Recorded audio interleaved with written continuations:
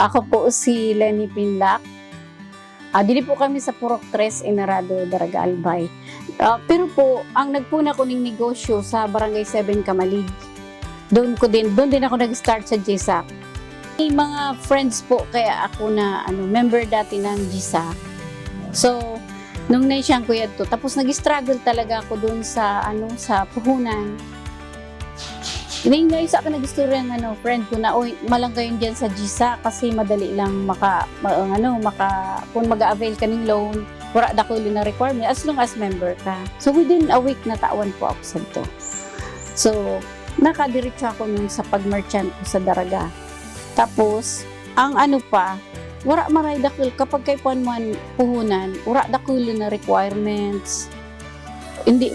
Bukan po mahirap. Tapos, ang ang pinakamarga yun, tas parang pakiramdam ko, secured ka talaga sa GSAC kasi may damayan. Which is hindi naman, lahat naman tayo nakunod, magpaingalo.